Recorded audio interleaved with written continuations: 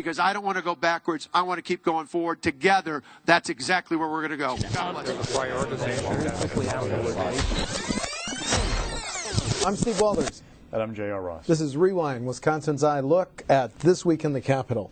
J.R., 20 years ago, exactly, we were fighting over how to pay for Miller Park. Fast forward, 1995? You remember the drama? I was in college, so no. Okay, I remember the drama. But fast forward, 2015, and now the Bucks funding cloud hangs over the Capitol. It's just so interesting now. Yeah. It really is. Well, one thing, the Milwaukee Bucks, and talking to people, may be the most politically inept organization I've seen operate in the Capitol in a long time.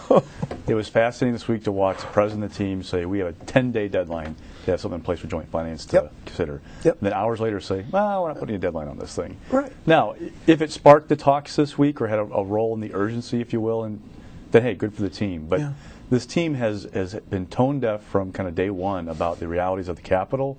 And now there are things that maybe they shouldn't be tied together whatsoever. But when one of the team owners, Lazary, is talking about bundling for Hillary Clinton, $270,000 her first week. Yeah. At the same time, you're asking for a state run by a guy who's going to run for president on the other side of the ticket. That's not exactly like winning you favors, if you will, among Republicans. And again, maybe it shouldn't be tied whatsoever. Maybe it's wrong to tie the two of them. But it's the optic that's happening with the Bucks. They just don't seem to get what the dynamic is. And oh, by the way, all these outstate lawmakers look at the Marquette poll going, wait, so let me tell you this straight. So 9% of people statewide want us to put public money into a Bucks arena? I thought the Marquette poll said there was 79% against, 17% yes. Yes, 9% outstate, I'm sorry. Outstate people. Oh, you're right. Yes, and that's outstate. That's what you have to win over. Republicans outstate the ones who are going, wait a second, I don't see a point. What's the benefit for me and my district to support money for a Bucks arena in downtown Milwaukee? And let's dig a little deeper into the Marquette poll. If you just look at City of Milwaukee respondents, 66% against, 30% yes. What's interesting, though, is there's like this feeling or sense of they're going to get something done because they almost have to. They don't want to see the team leave, number one. Be embarrassing for everybody. Two, Walker put a lot of capital into like this plan. So, yes, he's kind of like stepped away and let Eric Shute run the show, if you will, as chief of staff in these meetings. But it would be embarrassing in some ways for the governor to have put out this idea, this big, bold idea, to keep the Bucks and have lawmakers just go, we're not going to do it. So, but all the power brokers on this deal came to the Capitol on Wednesday. Then the same power brokers at some table somewhere on Thursday. No major progress.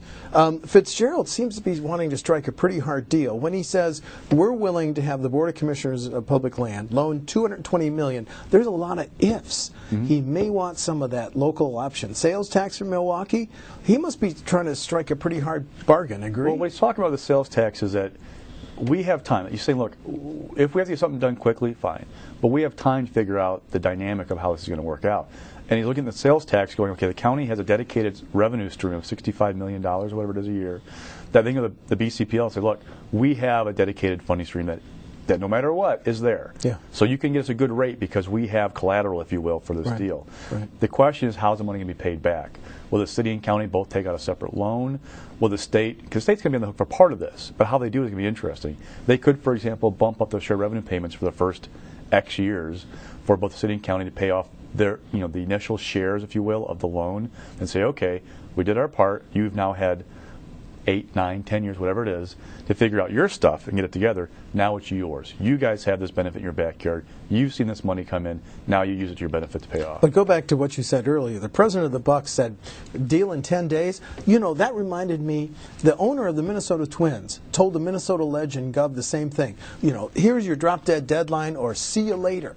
We're packing up. But then they quickly said, oh, no. But it may have jump-started some of these closed talks. Another interesting thing that Fitz brought up this week and talked to us is that the owners have put up $150 million and Cole, the former owner, $100 million. Saying, look, that's the first draw, if you will, in any project cost. If we have an agreement in place to do this, we could bring our financing package in on the back end, give us some more time, again, to work out some more details, get people in place, and also to give the city and county more time to get their stuff in order to pay it off. So there is an urgency, if you will, for a framework, but the details could, there could be some squishy room, if you will, for that. So you seem to think that a deal eventually is going to get announced, probably within days, do you think? I get the impression they want to have something done. But the hiccup is lawmakers, Republican lawmakers outstate want money from the city of Milwaukee. They do not want Barrett saying, well, I'll give you a parking garage and some infrastructure, and that's my contribution. And some land, and that's, yeah. They're talking, we want a big chunk of change from the locals because this is a local project. And that's why Fitzgerald is eyeing that revenue from the local option sales tax. Meanwhile, one other nuance here that I just find fascinating, Republican Senator Steve Nass says, let's not roll this into the budget. Let's debate this thing separately. Well, let's go back to what the Marquette polls statewide, 79% against, 17% yes. If it were, first of all, do you think it'll be a statewide bill? Secondly, if it is a standalone bill, and if it is a standalone bill, is there any chance in the world it would pass with poll numbers like that? Fitzgerald it won't be a standalone? Fitzgerald and Voss know if they pull that out of the budget, your standalone bill will never pass. Now, there is one thing they could do. They could put Democrats on the hook and say, look, you guys, this is your city, because it's all a democratically controlled city. You want this Bucks Arena, you guys give us X number of votes. We'll find the rest and get it done that way. But I can't count on one hand the number of bills I've seen in my 15 years here where you had a handful of the majority party and all the minority party passing a bill. That doesn't happen. That's right. So that's one issue. It's just too heavy a lift, if you will, right now to get lawmakers outstate to back it. Yes. Now here's the interesting thing. So in this budget process, right, you got 19 Republicans down the Senate with Louis Strobel back on board, that seat filled. Steve Nass has voted no in most budgets I've seen, I think, him take a vote on. So you're down to 18 maybe in the Senate. You can lose one more and still get the budget done. Yeah. Do you have to grease the skids, if you will, dress up the tree with something else to get a yes vote on the budget because the Bucks are in there? I mean, it complicates the political dynamic of the budget in some ways, having it there. But on the same day that the Bucks came out with this gleaming architect's rendering of the new arena, Senator Harris Dodd of inner city Milwaukee, African American, praised it. Yep. So that sends a signal that she could vote for a budget with it. No, I don't. No way? I don't think any Democrat can say, I'm going to cut for the level of aid for schools they're talking about. Vote for unresolved, because Walker now says any new money would go to K-12. Yeah, go ahead. But it might be. I don't see how a Democrat votes for all the other bad things in their minds in the budget for that one piece. That's a tough sell. Okay. Now, remember Gary George? He got something very nice in the budget for Milwaukee. Yes, a few years back. So miracles do happen, but that would be a tough sell back home to say, I supported Governor Walker's budget. The same governor that you can't stand, Democrats, because of all the other policies that he backs. Right. Okay. Next subject. We have a Supreme Court that reminds me of the TV series As the World Turns. the developments this week are just fascinating. A federal judge says, I won't stop the 4 conservative justices from electing a new Chief Justice in the wake of the constitutional change.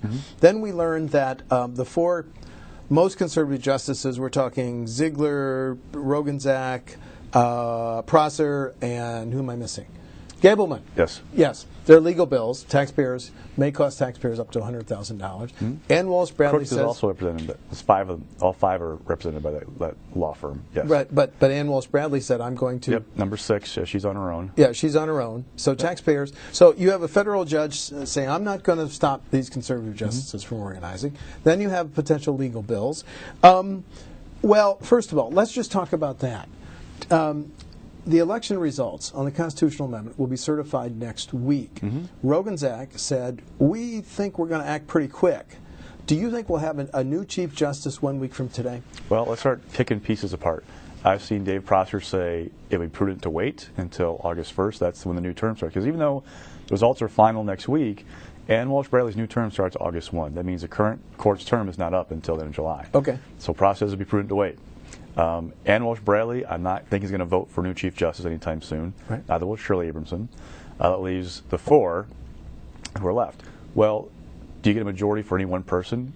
There's a theory that Justice Crooks, who's talked about running again, surprising people. Who told you he hasn't decided whether that maybe Justice Crooks wants to be Chief Justice, even if it's interim Chief Justice, and maybe this be like a little bit of a push from him of, hey, I want this spot for a while. Now, Pat Roggenzack has been the favorite, odds-on favorite by conservatives for a long time, that if this does pass, that she would be the next Chief Justice. So you got to get 4 votes. Where do you find the 4 votes? Now, of course, here's the other thing. The amendment doesn't define a lot of things with this election process. That's for the court to decide. So could the court decide, well, you guys need a plurality of votes? I mean, like, I don't know what the legal, I have no idea what the legal framework would be for this election. It's a soap opera, that's right. So the court would have to set a policy first and then it could be interesting, to say the least. Well, yeah, but I was so surprised. You got an interview with Crooks, and he said, I have not decided on whether to seek re-election in 2016 when he'll be closing in on 78 years old. Yes. Now, I'm sorry, was I wrong to assume that Crooks was going to step off the court after 20 years on the court next year? There was this email a year ago when she seemed to suggest it'd be easier for me to kind of go off in retirement and just not fight about this. That was like, okay, it's a sign he's not going to run again. Plus, yet of his age and everything else, he's not going to run.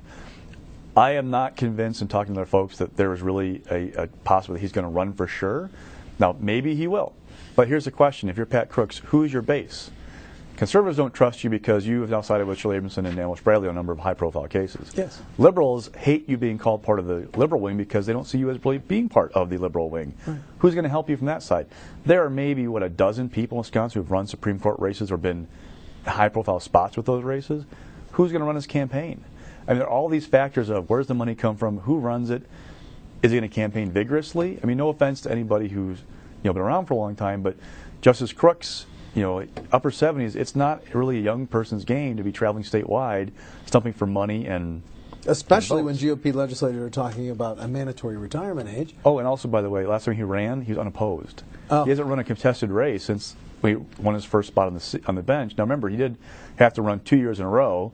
First year was a 7-way primary, I think, or something like that. But anyway, it's a lot to ask somebody who's not been an active candidate in 20 years to pick up, build an operation, and raise money. Especially when the betting had been that Crooks was not going to seek another re-election. You have a few wannabes out there testing the waters. What would you think if there is a theory, and now it's the Capitol. There are all kinds of theories. Yes. But there's a theory that this is Crooks kind of making a little power play for Chief Justice, saying, look, I might run again, and if you don't want me to, maybe you should make a Chief Justice for a while. And now, again, it's a theory. I'm not saying it's a great one, but the justices are behind these black robes sometimes. You don't really know what they're thinking and what the political gamesmanship is behind closed doors. So it'll be fascinating to watch what happens the next couple of weeks. Absolutely true. This week, the state Senate passed a bill, sent it to the Assembly. We've had since the 1970s a law saying you can buy a handgun on a specific day, but you must wait 48 hours to take possession of it. The bill that the Senate passed would get rid of that. Very emotional testimony from Senator Harris Dodd, and who really talked about the names of children who have been murdered by handguns. And Milwaukee's murder rate is triple that of last year so far, and most of them have been killed with handguns. So why don't we take a minute to listen to Senator Harris Dodd as she chokes up talking about these children whose lives were ended by handguns.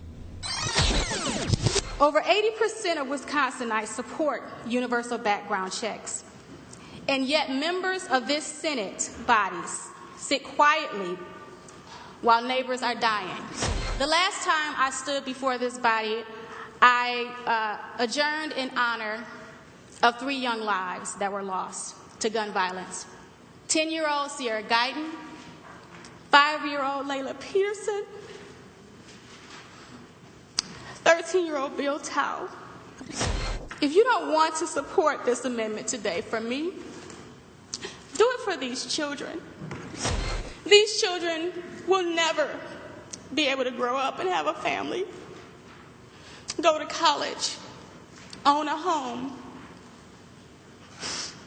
graduate from high school nonetheless. Do it for them. Support this amendment. Let's save countless lives. Okay, but she's a Democrat and a chamber controlled by Republicans. So the sponsor of the bill, former City of Racine police officer Senator Van Wanggaard, said the waiting period isn't effective, and it's not the cause of all the gun murders, Milwaukee's increased murder rate. So now let's listen to Senator Van Wanggaard talk about why this bill, which did pass, should pass. I would just like to say this. The cooling off period is a great talking point. but there's no empirical data to show that it makes any difference one way or the other.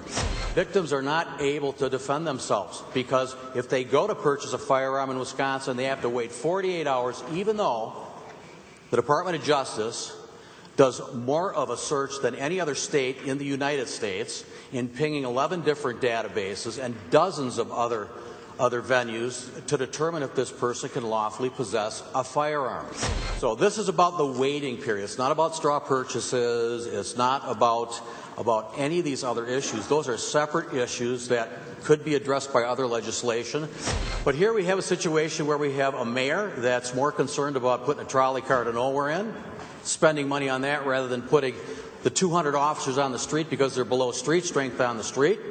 And we have an issue where we have a chief of police that's blaming the legislature for this problem, when it's a problem of the judicial system breaking down in Milwaukee. Let's take and let's prosecute the crimes we have. Let's get this thing passed and let the lawful citizen protect themselves. So Senator Van Wanggaard said that it's judges and the lack of enforcement of laws on the books that are causing Milwaukee's murder rate. Let me ask you this question, JR. Are you surprised the Senate took up this bill, given the triple murder rate so far this year in Milwaukee? Not really, because it's a pro-gun legislature. This is a priority for them. It's something that the NRA likes. A lot of these guys have NRA backing. That's not a shock. And the argument is, look, it's not about 40-hour waiting periods or concealed carry or anything else with Milwaukee. It's about felons who have guns who shouldn't have them. So if you're not going to enforce laws in the books, what's it matter? I mean, how are you going to stop this? You have to crack down the people who shouldn't have guns, make sure they don't have guns, and do it that way. I mean, the guy who, for example, shot the man who hit the kid, did he go out and buy a gun and have to wait with the waiting period, wait for anything for him? No. I mean, that's their point. It's not about this law. It's about what's on the books. And, you know, it's a hard argument for Democrats to overcome, because right now in the legislature, it's a pro-gun legislature. They're not really looking to say, okay, how do we crack down on guns right now in Wisconsin? So there's no doubt in your mind that the Assembly is going to pass this? That or that universal background checks are not going to happen for gun sales. Those are two safe bets. What's interesting is it was a voice vote in the Senate. So now there are people like Senator Dodd who very emotional, very opposed to this, and then a voice vote. You know why? Because they're Democrats in vulnerable seats who don't want to take a bad vote with the NRA mad at them and come after the next election. Okay. That should tell you something about the politics of this bill if you can't even get Democrats on board with all the gun violence going on saying this is a bad thing. Yeah, good point. Okay, now this is a point of trivia, JR, but so we're driving down the interstate and you see roadkill, dead deer. You and I, we always have to look, don't we? So the issue is Governor Scott Walker recommended no longer paying $701,000 to pay counties to remove deer carcasses. So Finance Committee, oh, well, that's going to upset visitors and tourists and everything. So the Finance Committee found from the forestry account $701,000. Yeah. However, only to remove deer on state highways and loosening the ability of, I've never done this, you probably haven't either, confiscate roadkill, right? Mm-hmm.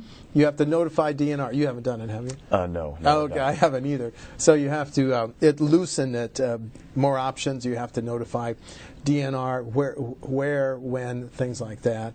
But here's my question, JR. Another DNR fact. It was on the same day of Earth Day, 57 layoff notices to DNR employees. Poor PR? Not the best. Now with the deer thing, not the best. What's happening is they're trying to transition the locals off of the state paying for the deer carcass removal and toward, okay, 2 years from now, this is going to be your job. So the transition is, okay, it used to be cover everything. Now we're covering state roads, using forestry money, no more GPR. 2 years from now, locals, you better be ready. This is going to be your responsibility going forward. The DNR thing, it's not 57 jobs. It's not the best PR, no. Right. It's also the science thing, the science debate. It comes around amidst the whole question of, okay, Republicans, you're telling the Board of Commissioners of Public Lands you can't talk about climate change or global on warming. State time. Right. You know, it gives an opening for those who are environmentalists to say, look, you guys are anti-environment, anti-science.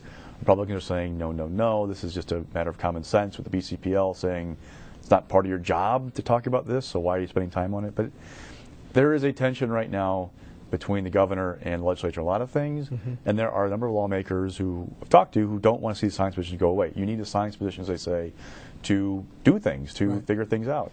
It'll be an interesting rub, though, because lawmakers want to cut the number of state employees that we have. There are too many in their minds. They want to find efficiencies. They're looking for things like John Nygren this week saying, okay, Fish and Wildlife account, we have an imbalance pretty much every year. There are X number of open positions. Why don't we cut some of them? Yeah. They're not even real jobs. They're just there. We're going to cut this, I think 8% of what it was, 10%. Leave a bunch there still and have flexibility, DNR, if you need them. Yeah. But by doing it, you save some money off the books. There's going to be a big push for that. The Department of Revenue positions, for example, to add 100-some people, auditors, who after people aren't paying their taxes, it should generate X million in revenue every year. Lawmakers saying, we're not sure we believe you. It's going to generate that money. And oh, by the way, it's adding to our roles as state employees. We're not a big fan. So there's that rub right now in a lot of agencies. But the roadkill, just a quick PS, the roadkill numbers so intrigued me. The average cost to remove a deer roadkill in fiscal 2014, $28. But some counties paid $9.76, I think Juneau County, and one county, their number, $563. So maybe these are not the most accurate numbers in the world. Yeah. Okay. Your update? Our governor running for president? Let's see. He was in New York on Monday for a fundraiser. He was in Iowa on Tuesday for an unannounced visit to the state capitol to talk to Republican caucuses. He was in Wisconsin on Wednesday, did a first public event taking questions from reporters in almost Appleton? 3 weeks. Yep. Grand shoot. Yep.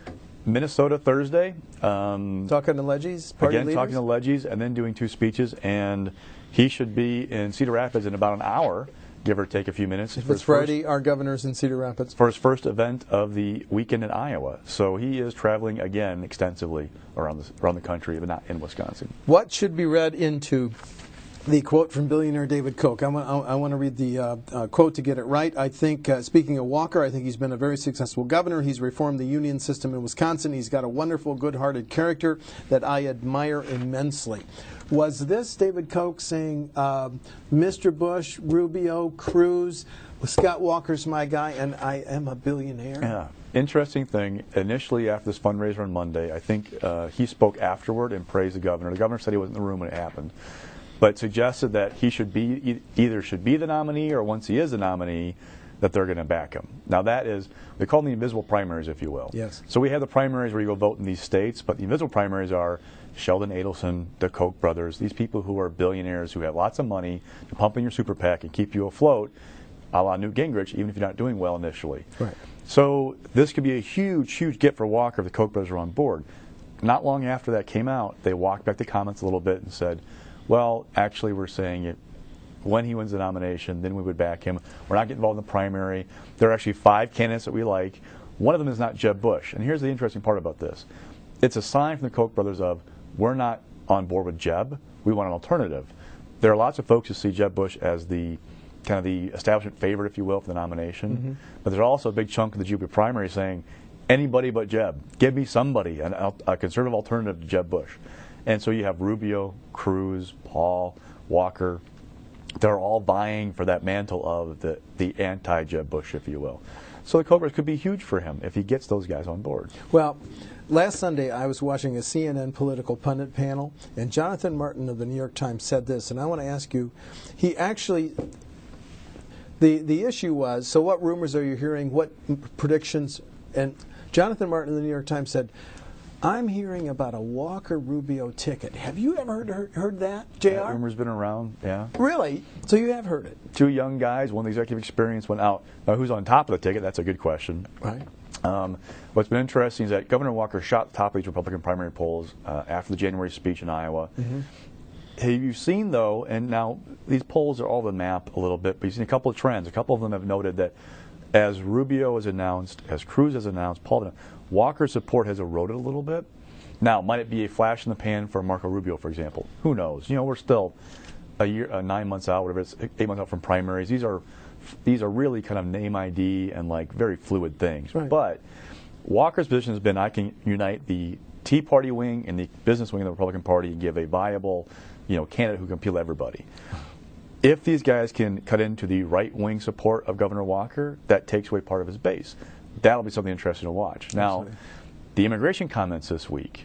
Now he's talking about legal immigration. I mean, there should be limits on that. The Jeffrey Sessions, the Alabama senator's position of we should be putting restrictions. Now Walker's saying, I've said this before, so I don't remember him saying anything like this. But I don't either, JR. But it could be a sign of Governor Walker moving to the right on immigration to outflank, if you will, the Cruz, the Rubio, the Pauls of the world, and keep that Republican kind of conservative base going and say, look, you know, and here's the thing.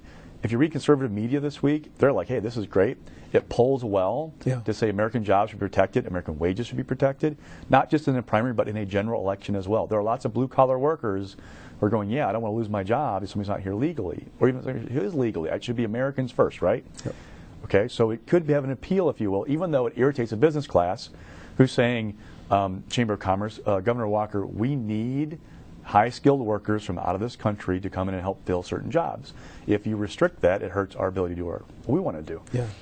Democrats who say this is, you know, borderline, you know, racist kind of thing, and that's being raised as well. So he's irritated both these establishment wings, but there might be a niche there for him if he keeps this, you know, going. But let's look into the latest Marquette poll and two things. Number one, Hillary versus Walker in Wisconsin. Hillary wins 51-5 to 39-8. Did that surprise you? Well, caveat that it is, you know, a year and a half out. It's an eternity out. Also that, you know, you pick apart the Marquette poll, okay, they had more Democrats, if you include leaners and before, or whatever. Like all right. So all those caveats said, okay, it's not a great sign that he's losing to Hillary Clinton in his home state. Okay. Now, home state governors running for president often have difficulties with their poll numbers. Walker's being polled at a time when his budget's not very popular because all these big pieces, the Bucks Arena, K-12 cutting K-12, bonding for transportation. Yeah, they're all big time unpopular ideas. Look at the Marquette poll. People don't like them. You have that going on. Every governor has a bad bounce, if you will, after his budget comes out because of the negative attention on the budget. But both St. Norbert and Marquette have his approval rating at 41%. Mm-hmm. The worst he's done in Marquette. The worst he's had in Marquette. And what's been interesting is we all have this assumption about Scott Walker in Wisconsin that he has a floor of about 45% and a ceiling of like 52. Yep. All right. Yep. But he'll never break through. But that floor is always going to be there because people have so locked in on him they will not go away. This is the first time I've seen people below 45% because there's some folks going, okay, this is too much for me, or I'm not happy running for president. You're not paying attention. We elected you 5 months ago, and you're in Iowa, New Hampshire. There could be all kinds of things. Was it in response to this low approval rating that the governor's campaign, Our American Revival, announced that they're going to cover all of his travel costs, including the troopers that travel with him? You know, good question, but I don't think it's going to be enough. I don't get the impression that's enough to offset the "Where's Scott Walker this week" thing. I mean, look, the governor, if you go through his calendars from past years, he has been a road warrior in Wisconsin. Yes. The guy lives and breathes to be on the trail, talking to people. Multiple trips in one day, you know, hitting Green Bay and La Crosse. 3 or 4 media markets in one day. He's been excellent about that. That's not on his calendar anymore. He's not doing those things. Yeah. So that's a big issue for him as well, that he's been able to, one, govern as a conservative, but wrap his language in like this kind of soft blanket of it's not threatening to you moderate voters, and two, personally sell it to people out state. He's not doing that right now. Fascinating. Which is a perfect lead-in for the WisPolitics stock report. Rising. Well, Dewey Strobel, so it completes the comeback. Senator Strobel, yep. We knew he was going to win. The second he won the primary, he was a shoo-in. But what's an interesting dynamic of Dewey coming back to the legislature is his first thing he said was, my number one priority is repealing the prevailing wage. Now, here's the context of that. We just got through right to work a month or two ago, right? Yep. There's a theory that Republicans in the Senate don't want to do prevailing wage. Either they oppose outright repealing it, number one, or two, they're going, look, we just did right to work. Give us a break. You know, let's not poke the bear again on this stuff. There's that theory. There's also a thought of leadership's going, okay, look, we don't want to irritate the road builders, for example. They are hit by prevailing wage. They adhere to prevailing wage. They, by the way, are very generous to Republicans in elections over the years. Do you want to poke that bear with this stuff? Yep. And then three, maybe it's better in their minds to change the formula, how it's arrived at, to kind of drive down a little bit the cost, and B, raise the bar for when it kicks in. That's what you're going to see. Is my bet right now in the budget. But so Dewey, poor guy though, he's 2 months late for Act 10. got like a special election. Yep, special election. They do right to work just before he gets back in the legislature. Right. So now prevailing wage is like, that's nice, but we're not quite sure we're there yet. But you got him as rising. Yes. Okay, but mixed. Scott Walker, I mean, great with the Koch brothers, the immigration thing. His former aide, Liz Mayer, who he dumped after 2 days because of past social media comments she made. She was a social media coordinator. A full Olympic flip-flop, if you will. Yeah. Oh, my. Yes. And there are lots of people you talk to who are going, Walker, what's going on? I mean, your brand is, I am Scott Walker. I believe what I say and say what I believe, and you can trust me.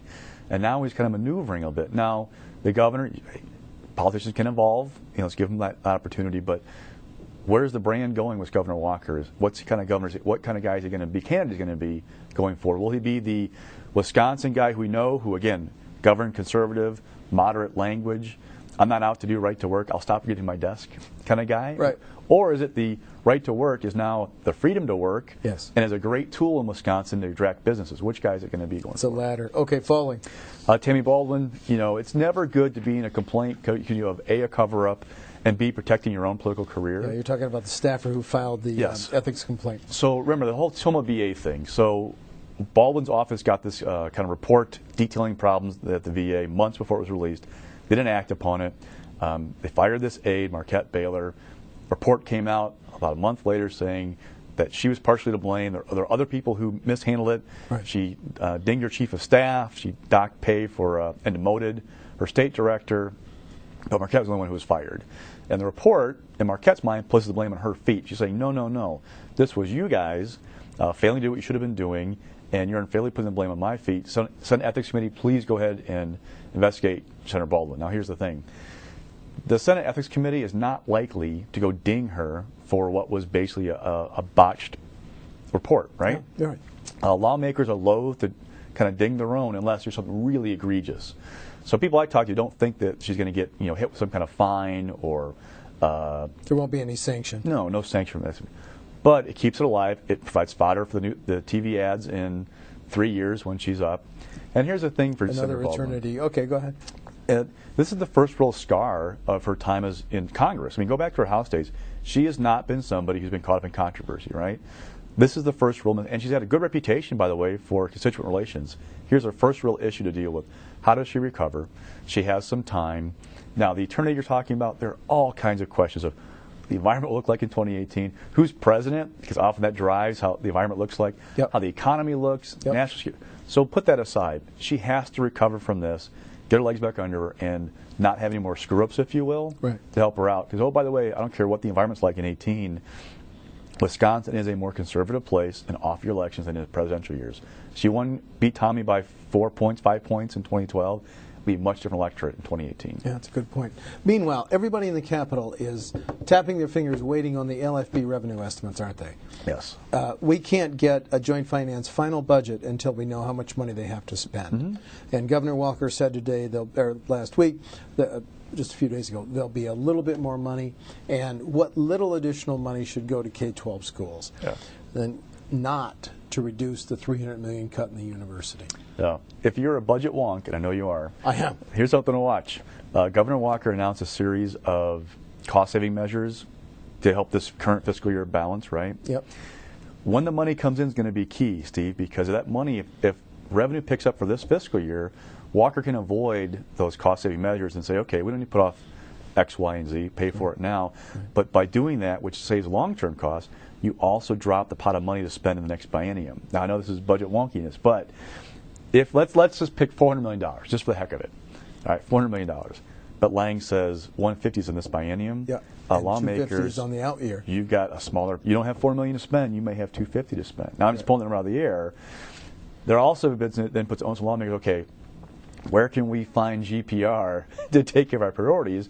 Because there are pots. You got to find them. You look hard to find them. Yes. There are pots to grab GPR to make it all work, and budget tricks and gimmicks and everything else. But it could be an interesting and creative final month of joint finance. Yeah, it really, really could. And we won't get those budget numbers from LFB probably till May 6th. That's what Alberta was saying this week. The co-chair of joint finance, May 4th, 5th, or 6th. They are counting the minutes until they see them. They certainly are. I'm Steve Walders. And I'm J.R. Ross. And that's Rewind for April 24th.